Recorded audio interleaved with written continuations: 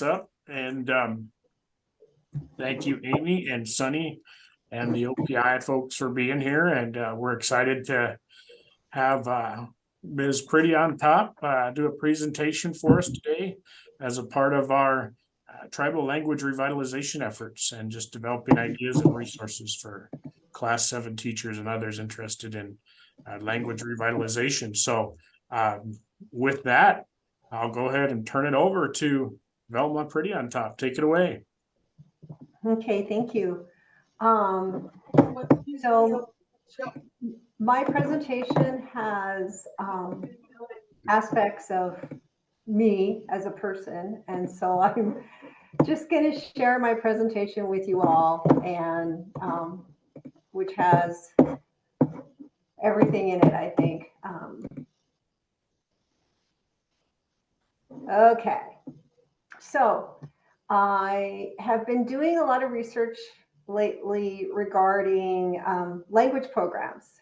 I'm working on a dissertation through Marymount University, a Catholic university on the East Coast. I'm an online student, and my focus is effective student learning through language.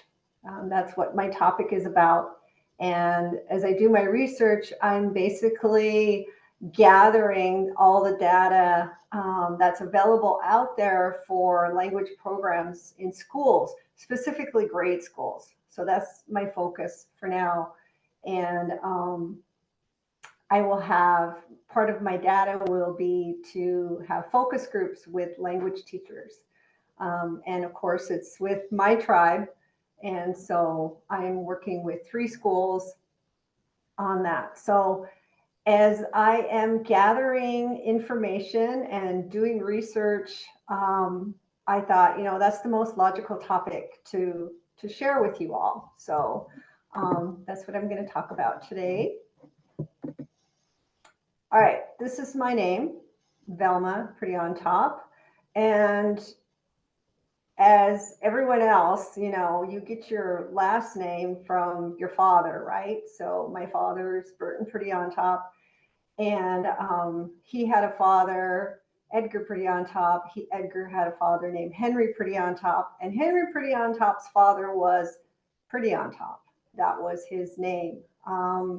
When the government came to the Crow Reservation to do a census, right? So they translate it. It's a mistranslation. Well, not really, but how we say it is ahuagaichish, ahuagaichish, and that means pretty on top of the body. And what it really means is the landscape, and the body that they're referring to is Mother Earth. So if you see a beautiful sunset or a beautiful sunrise and all of those colors, different shades of pink and purple and blue, that's what they're talking about, ahuagaichish. And so then it's been translated to pretty on top. Okay. My Indian name is medicine butterfly or sacred butterfly. You can translate it either way. And it's Bridajshewachwa. I am a member of the Whistling Water Clan, Biwiligyoshik. And I'm very fortunate that I come from a traditional family. So I'm also a member of the Native American Church. I go in the Crow Sundance, the Sweat. I'm adopted into the Tobacco Society, and I was also adopted into the Nighthawk Dance Society. And in our culture, the clanship system is very important. It's a matrilineal system. So I'm a Whistling Water because my mother is a Whistling Water and her mother is Whistling Water. And of course, I have one child and he's a Whistling Water. His name is Charlie.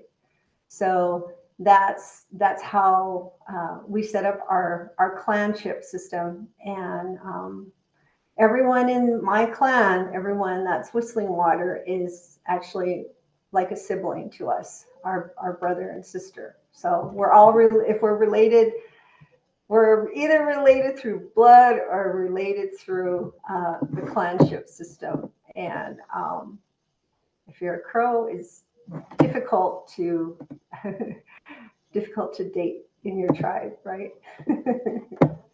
Okay. All right. So that's me. There are 574 federally recognized tribes, each with their own unique language and culture. And there are 35 states that have recognized tribes. And those are the states: Alabama, Alaska, Arizona, California, Colorado, Connecticut, Florida, Idaho, Indiana, Iowa, Kansas, Louisiana, Maryland. I believe that's Maryland. Maybe not Maryland. Who's Maine, Massachusetts, Michigan, Minnesota, Missouri, Montana, Nebraska, Nevada, New Mexico, New York, North Carolina, North Dakota, Oklahoma, Oregon, Rhode Island, South Carolina, South Dakota, Texas, Utah, Virginia, Washington, Wisconsin, and Wyoming. All of those states have federally recognized tribes. And as you all know, there are tribes out there who lost their federal recognition. And so, as you all know, there's more than that. These are the tribes in Montana. We've got 12, I call 12 original tribes. You know, there's a debate on that, but the 12 tribes are Kootenai, Blackfeet, Crow, Chippewa Cree, Assiniboine, Gros Ventre, Cheyenne, Sioux, Pend Oreille, Salish, Kootenai, and Little Shell Chippewa. So we've got two bands of Chippewa there. Okay. So, according to legend, the Crows come from two leaders who were twins. And as we originally originated around the Great Lakes area, and like all of the other tribes, we were pushed back, right? And as we went along, we were around the Devil's Lake, Spirit Lake area in North Dakota, and there were two twins, and they both grew up to be leaders. And around the 1400s, these brothers went on a vision quest. And I'm sorry, I'm going to admit these people. And they went on a vision quest. One was named No Vitals, and the other one was named Red Scout. And they saw in a dream and were told in their vision that you would go further west from here. And the Red Scout, who the Hidatsus come from, he was told he was going to go just a little bit further west. But No Vitals was told he's going to go around, travel around for a time period for several years, and then he's going to settle further west from his brother. And he will know where he's supposed to end up by a plant, and that is the tobacco root. And Red Scout and No Vitals, they were given seeds of the plants that showed or provided the direction or place that they were going to end up. And so the Red Scout was given corn seeds, and he was told that you are going to grow this plant, and you will be basically living in the same area, and that's where you'll be. And you'll basically be a farmer. And for the other brother, no vitals, he said they told them that they're gonna have the tobacco, but they'll be moving around more, traveling around and following the game, and that's what they'll be doing. And so after that, they went on their way, and the people that were with Red Scout all ended up in North Dakota, Western North Dakota, and that's where the Hidatsas are. And so for the Crows, like they were told in their vision, they went all over. We went to Canada. We went down south towards Oklahoma and Wyoming and Colorado. And then we ended up here in Montana, where we're at now. And so we've been here ever since. And which is very important for our languages, because Hidatsa and Crow languages were the same language, since we were the same tribe at one time, and then we split off. But there is a little bit of difference, in the languages today, because, as languages evolve, they change, right? And the different influences for each tribe are there. So, yeah, and if you go to North Dakota, and if you're a Crow and you go and you listen to them speaking Hidatsa, to me, to my ear, the most familiar dialect is the folks that live in Mandaree. Their Hidatsa, I can understand everything they're saying. Now, if it were maybe the ones from Newtown or Partial, they're a little bit different. And so, so it's very interesting. Languages are interesting. And sometimes, I've been asked, I lived there for 3 years. I worked for the tribe, and I was always asked, do you think that Hidatsa is the traditional language, or is Crow the traditional language? And I always thought that Hidatsa was the original form of the language. And since we moved, maybe ours changed, but they think it's the opposite. They think the Crow, since we have more speakers, they feel that the Crow language is the original language that's closer to the original old language that we used to share. So, so that's the story of No Vitals and Red Scout, and the reasons why we are where we are today. Okay. All right. According to our history, there are three bands of Apsaluga, or Crow. And I'm going to interchange the word Apsaluga and Crow throughout this presentation.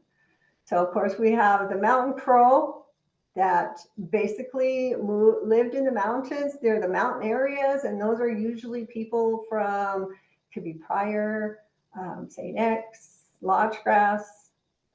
Those are mountain crows. And the river crow, usually most of them live in, and Kicks in the Belly live around Crow and Black Lodge area. Of course, there's mountain crows that live around Crow too. So we're kind of mixed all over the place, but originally these are the different bands of Saloga. And the reason why I bring this up, I go back to the language again, is just like the Hidatsa and the Crow languages, the three bands have a different dialect. And we've been doing work on the dictionary and different things. and we do recordings, and so it's interesting. Of course, I'm a mountain crow, and then I have a colleague that's, Roanne Hill, and she's a river crow. And it's interesting because we'll say the same word, but I'll pronounce it differently than she will. And there's several words like that. And so I don't hear it, she doesn't hear it, but the linguists that we work with, they hear it. There's just a slight difference. So there again, our language is dependent on what band of crow you are, and actually where you're from. Even from district to district, it could be a difference in the way the word is pronounced, or a totally different word. A river crow might call something, and then a mountain crow might call a place or whatever it is with a totally different word. So it just depends. And the thing that I like to say when we're doing this work is, if it's different, it's okay. It could be the way that person learned it. So many times you're in this work, people say, you said it wrong, you pronounced it wrong, that's not right. It could be different. And that's the way that person learned it. And so we need to be more cognizant of that, and be more open. Just because you learned it a certain way doesn't mean that's the only way to say it, right? And if someone says it differently, it doesn't mean it's wrong. It's the way they learned it. Just depends on where you're from, who you are, and what band of crow you are. So I like to point that out. Right. All right. Crow Reservation was established by the Fort Laramie Treaty. There were 2 gatherings of that. Not everyone was there the first time, and the second time there was more input from the leadership. And so if you can see this picture here, the Fort Laramie Treaty, the original boundary for the Crow Reservation went all the way up here, and this is around Lewistown area, all the way down to Wyoming. And the border over here, what is the lake at Yellowstone Park. This is the lake at Yellowstone Park. And so we had a very large, stretches to Miles City all the way to Livingston, on the other side of Livingston. And so we had a large reservation. And then it was reduced 4 times. So we've got, actually 5 times, 1, 2, 3, 4, 5. So we've got the different shades, of course, are where, how it was reduced to. And right now, the current reservation is in the orange, if you can see it. You've got Crow Agency here, Hardin, Pryor, and then of course the Wyoming border. So our mountains are, kind of straddle Montana and Wyoming. Okay. Apsaluge language.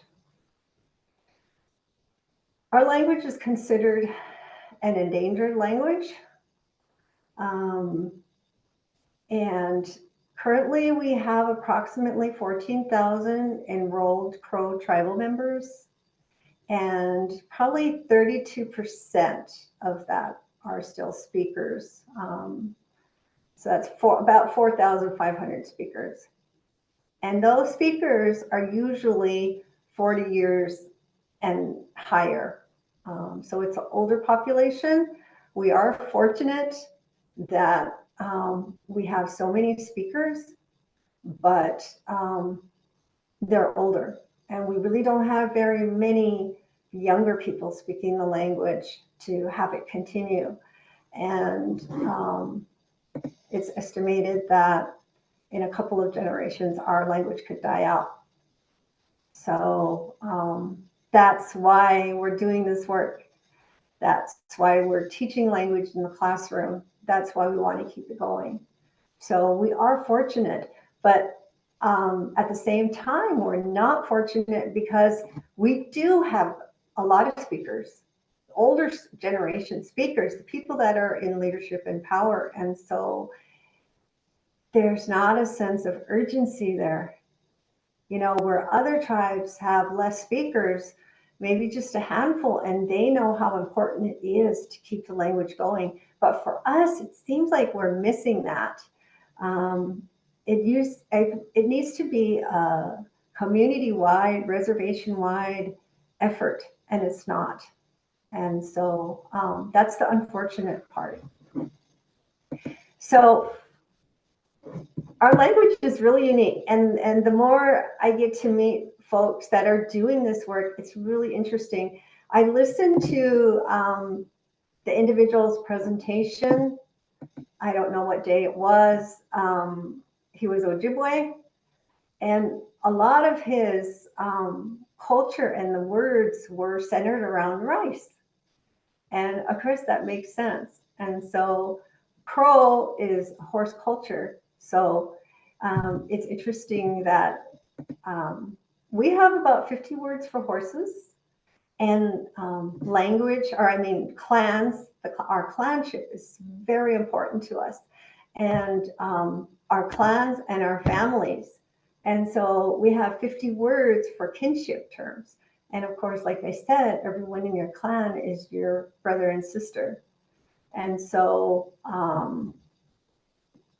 yeah, it's interesting. And those are the things that are important to crows. That's important in our language.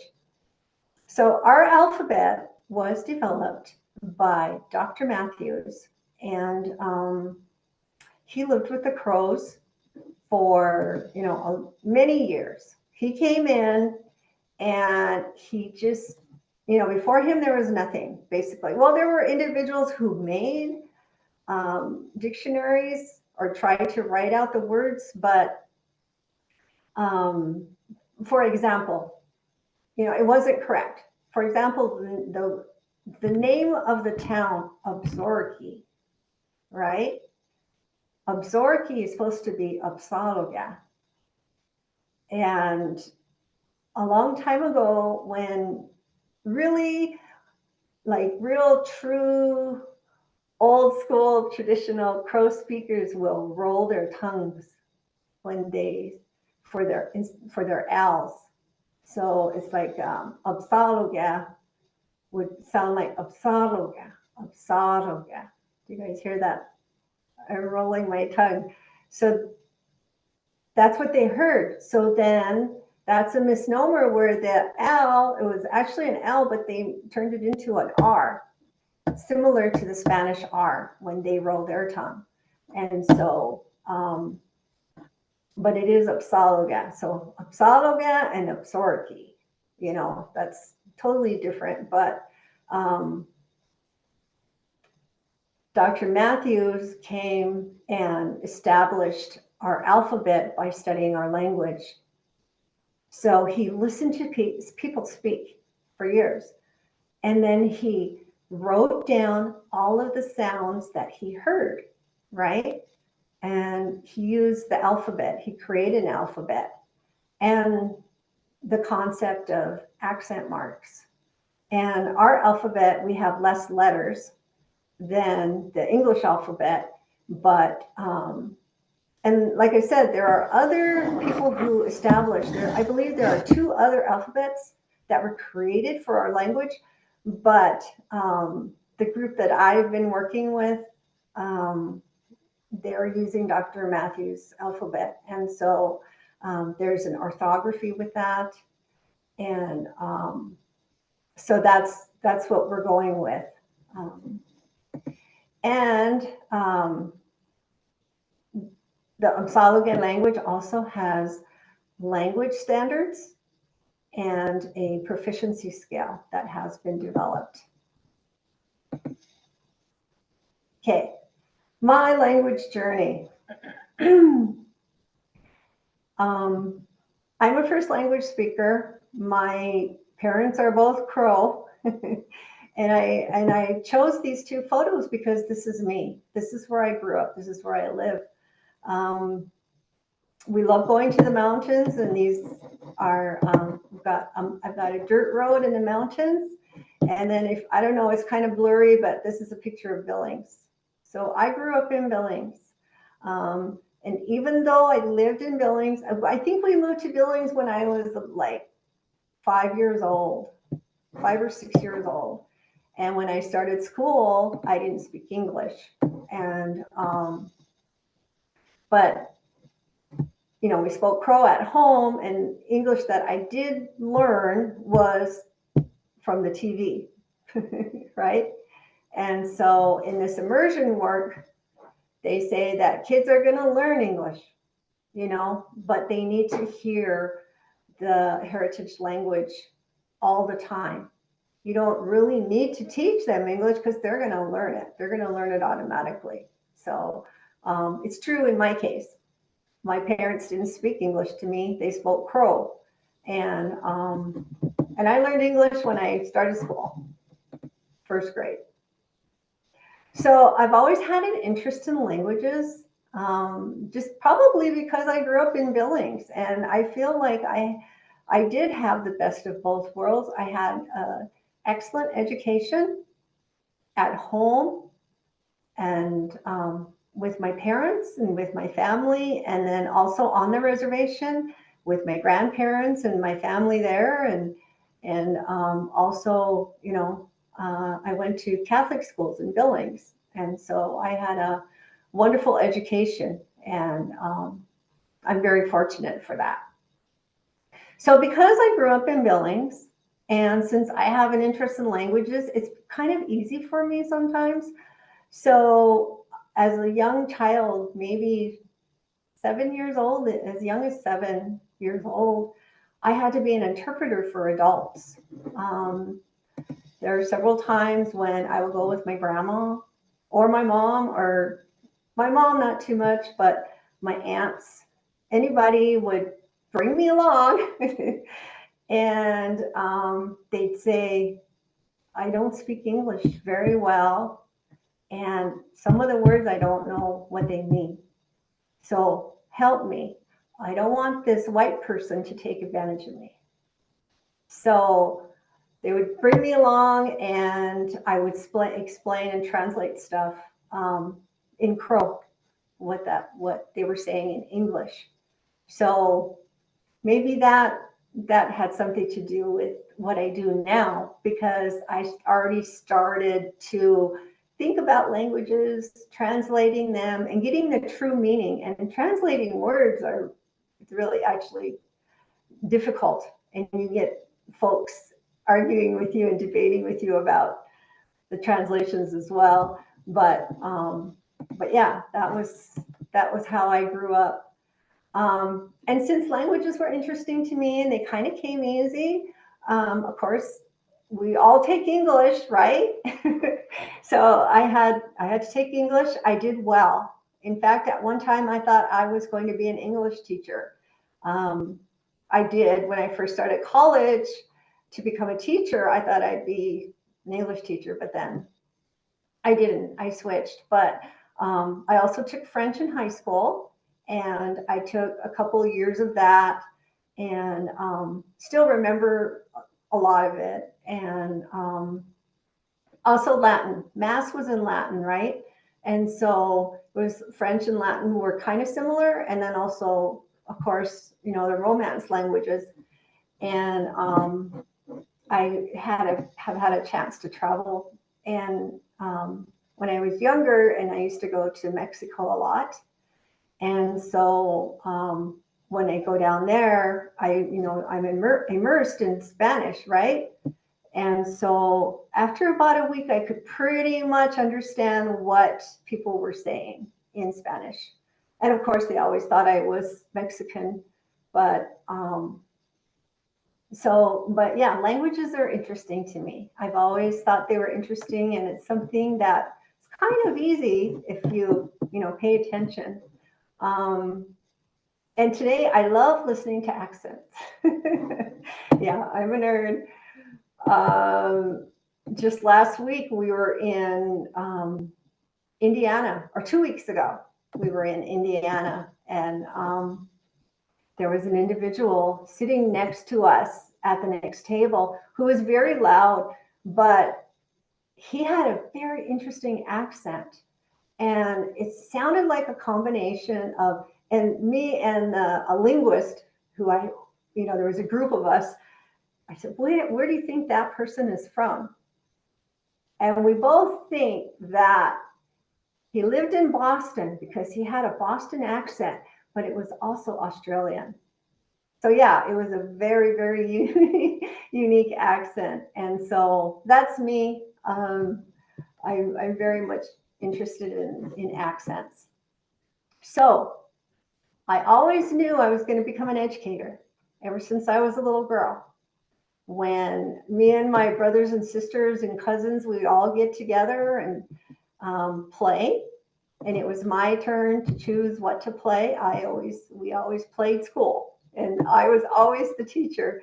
So ever since I can remember, I knew I was going to be a teacher. I knew I was going to go to college. I knew I was going to be an educator in one shape or form. And so when I went to college, I was going to become a teacher. And I used to be a high school teacher. Business education was what my degree was in. And so I have a degree in secondary education, and that I used to teach high school, and I also taught at Little Bighorn College. But my master's degree is in community economic development, and so out of the School of Business. So I kind of stuck with business for a while, but as I was also still an educator. So a couple of years back, probably like 3 years ago, I made a lot of changes in my life. I kind of had to. I had a tragedy, and so I quit being a teacher. I moved away I used to have a ranch out on Good Luck Road, and I had that lifestyle, and I was a teacher, but my husband passed away. And so I had to move out of there. I sold all my debts, which I had I had about $1 million in debt. And so I paid it all off. I moved away. I started a new position. So currently my title is Cultural Education Coordinator for the St. LeBray schools. So I work with all of the language teachers, and anything dealing with culture, I kind of help out with, which I love because that's me. I love culture, and I love language, and I'm a dancer, and anything with that, I'm there. And so with that, when I started this new job, I started looking around because I wanted to go back to school. Ever since I was a little girl, I had lots of prayers, a lot of my clan uncles, and every time I graduated, when I started middle school, when I started high school, when I started college, when I got my bachelor's, when I got my master's, my parents would have a peyote meeting for me. And those prayers are very powerful. And they always prayed that I would go to the top level in my education. And it's come true. I'm almost there. I'm working on my dissertation, and it's around language, indigenous languages, and all those prayers. And knowing that keeps me going. So yeah, I decided to look around at doctoral programs, and this one fit.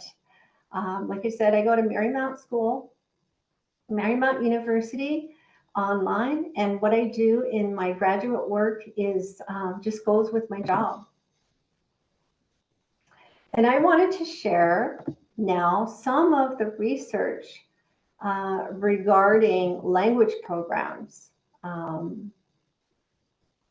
So this is a picture of my niece. She was Miss Tiny Tot Pronation. And I chose this picture because this is why we're doing what we're doing, right? We want little children like her to speak the language, and hopefully with, we teach it in schools, parents speak Crow to their children, grandparents. Unfortunately, a lot of the parents don't speak Crow anymore because there are a lot of, our students, a lot of them don't speak Crow. And so with anything, there has to be a component for the parents regarding that. And so aspects of a quality language program. Oh, okay. So any program should start with assessments. Basically, you need to find out what's out there and what you need. What do you want to do, right? You want to keep your language going? Okay, well, let's do a survey. Let's see how many numbers of speakers there are. How old are they? What are they doing? Are they teaching the language at home? Are they teaching the language in school? This is important information so you know where you're at, where your community is at.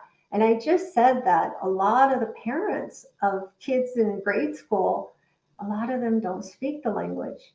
Some of them do, which is great. And then there's some kids, actually there's like a handful of kids.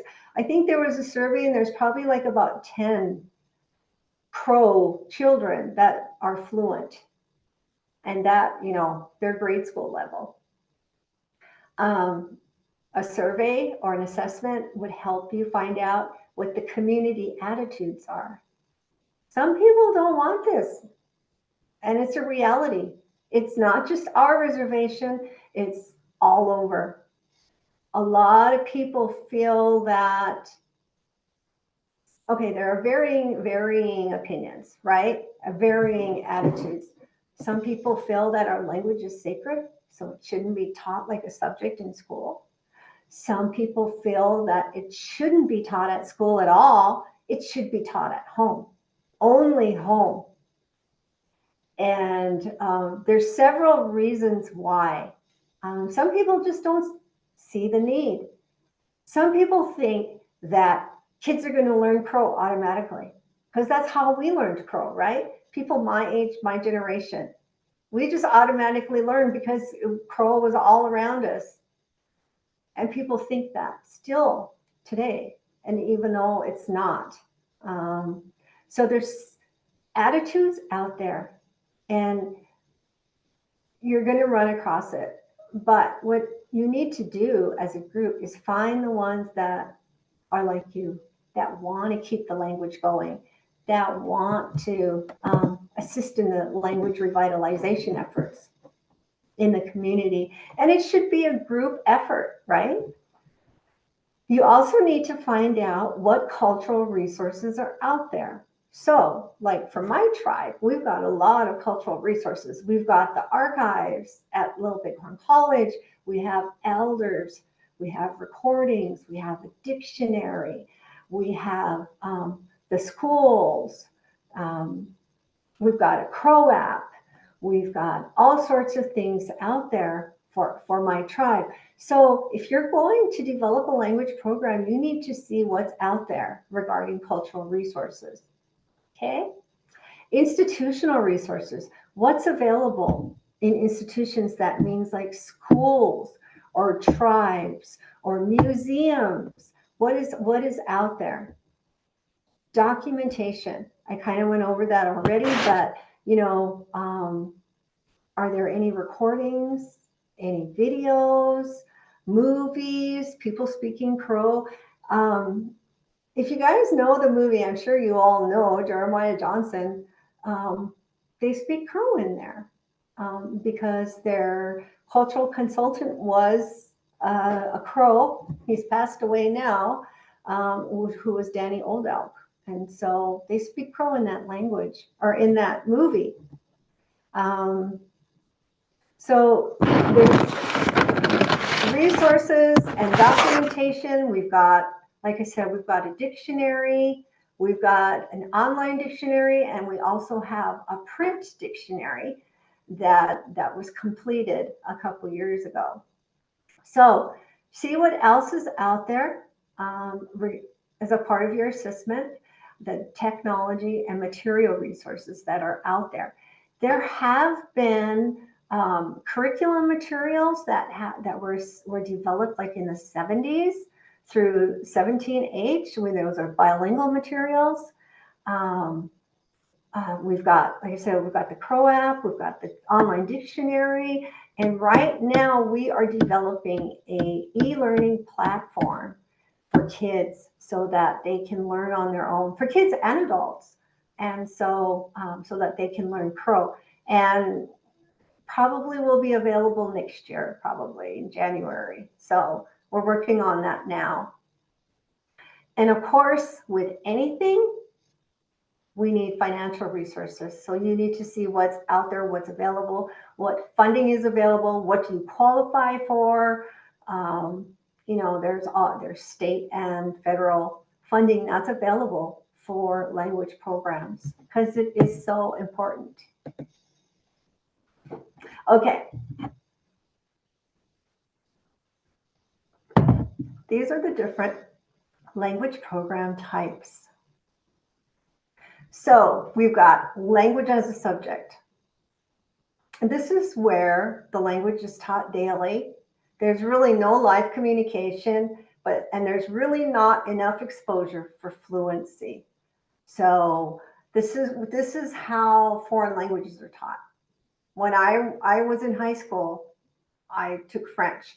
This is how French was taught. It's taught as a subject, not a living language. Okay. And on the Crow Reservation, we used to have bilingual classes, right? But these classes are developed for people like myself, heritage speakers that want to learn more about the dominant language, want to learn English, right? And so there was kind of I don't know. I mean, there are some successes with bilingual programs, but it has to be long term and it has to be done properly in order for it to develop any fluency. And but it's set up all different. I mean, like I said, it's mostly for speakers, people that already speak the language, and to learn it, to learn to read and write it along with English.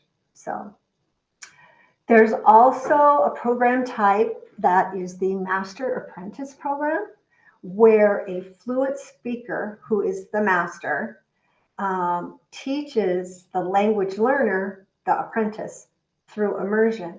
So there's an agreement for these two individuals to meet, and everything is spoken in the heritage language. But here again, well, and there are some successes with this type of program, but it has to be, it's a lot, long term. There has to be a lot of time set aside with the master and apprentice before, there's fluency. So there has to be commitment on both parts, strong commitment. There's also differentiated instruction, where this just means that there's a variety of approaches. So it's a content-based program. It could be home-based, it could be task-based, it could be in the classroom, it could be out of the classroom, but it is learner-centered and can include a mentorship program. So it just varies, just like the word differentiated. So it just depends on what you want to teach, what part of the language, what content you want to teach. There's also situational based instruction, and this is teaching in informal settings with intensive exposure to real conversations. So there are things called language nests, and this is the type of thing where you have young children go maybe to a camp or somewhere where the only language that's spoken is the heritage language, and they're fully immersed and all the conversations are there, the lessons are there. Maybe they'll have activities or lessons, and it's hands-on. A lot of it is outside. Some it could be inside. So that's a situational based instruction. Another one is the communication-based instruction, where lessons are planned and based on what they want the students to communicate. They use the target language for all the lessons, so the language is spoken, but they use the backward design. I mean, you're an educator, so you know what that means, right? So you have a goal or a purpose, and then you go backwards. So your goal could be, I don't know, learning verbs or something. And then you go backwards from there, and then you design your lessons. So that's the communication-based instruction. And then, of course, the immersion. I think that most of us are familiar with immersion programs, and the history with that is very interesting because the most successful immersion programs were the Maori, the first ones, Maori and the Hawaiian immersion programs, where they've done, progressed for so long, and they even teach the language at the university level. You can actually get a degree in the Hawaiian language, which I think is awesome. But the interesting thing is they learned how to develop an immersion program through a French immersion program in Canada. That's where those tribes went to study immersion. And so I see some individuals online here who do work at some immersion programs.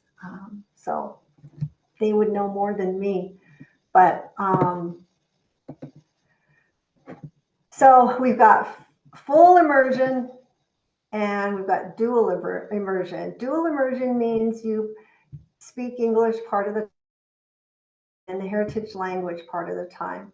And studies show that as the little younger ones, if you're going to have a dual immersion, a lot of it will still be in English at first until the kids get the vocabulary and they develop their, listening skills and their verbal skills in that language. And as they progress along, by the time they're in 4th or 5th grade, they should be fluent, if they're just getting it at home. And then, of course, like I said, there has to be a parent component with it so that the kids hear it at school and the kids hear it at home. So, so the full immersion requires more resources, requires more speakers, more money. There should be parent involvement. There should be elder involvement. Elders Advisory Council is recommended for a full immersion. Any immersion program, any language program should have those components. So the other interesting thing is that the latest research shows that second language learners are better teachers. Why? Because they understand what it's like to learn a language, because they learned it. So we did some observations at Red Cloud School. It was very interesting because the teachers were all second language learners from kindergarten to 5th grade. The teachers, they were certified. The teachers' aides were elders they were Lakota elders they were fluent. They were first language speakers. And the way they set it up, the way their language program is working, it's very successful and very effective. Like I said, they started out with, half and half, 50% English, 50% Sioux, Lakota. And then as they progressed, fifth grade, we observed fourth and fifth grade class. It was all in Sioux. It was, all in their language. The kids were communicating, speaking their language, expressing themselves. All the teachers spoke language, and they were second language learners. And so I thought that was very interesting. So that's a fairly new development in the research. Okay. So aspects that are needed for a successful program are, and I'm running out of time, there needs to be a language team with educators, elders, and community members. There needs to be documentation. You need a dictionary, you need text, film, videos, recordings. You need teacher training.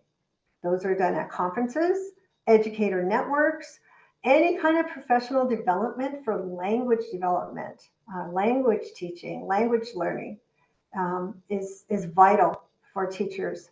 You need a curriculum.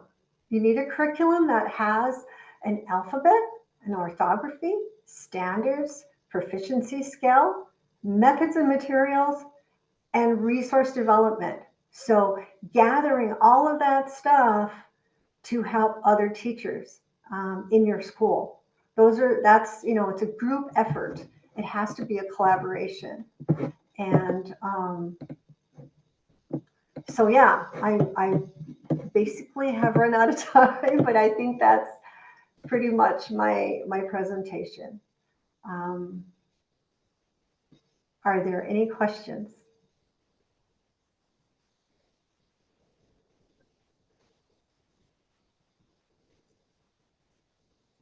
Yes, I get a question. Mhm. In your work, the 50 words for horses, is that identified somewhere? Could we look at that? Yeah. Okay. Someone went and counted all of them. Yeah, that had to do with horses. Well, let me step back a little bit. I work with the Crow Language Consortium. We have linguists, we have language advocates in that group. And we have a board. And though this information came from Dr. Janine Pease. And so she's on the board and she knows what's going on with the consortium since she's on the board. And so that information came from her. So someone did count them. Not me. I was going to say, Velma, thanks for presenting all the info. And I just learned the Crow word for dog, or one of the Crow words for dog. Mm-hmm. Dioji. Dioji. That joke is so old, it's making a comeback. So I had to throw it in there. Dioji. Are there any other questions? And if people want to type anything in the chat, we can read them for Velma as well. Yeah. And I'm willing to share my presentation too. Anybody? Yeah, I would love it. Pieces. Oh, Robert, go ahead. Yeah, I was just gonna say if you could email that PowerPoint, that'd be awesome. I really enjoyed some of the things you mentioned, especially at the end there. And I don't know if you have any like bibliography references too. That would be pretty awesome. I do. I had more stuff and I do have references, but I didn't get into it because I ran out of time. But yeah, if you want any information, and also if you actually want my dissertation once it's done, and I should be able to share it maybe next summer. Cool. Then I will officially be a doctor. That is super cool. Appreciate it. Yeah, Thank you. Thank you, everybody. And then please see the note on the feedback survey. Any feedback you can provide is always helpful for us as we try to make these better and better.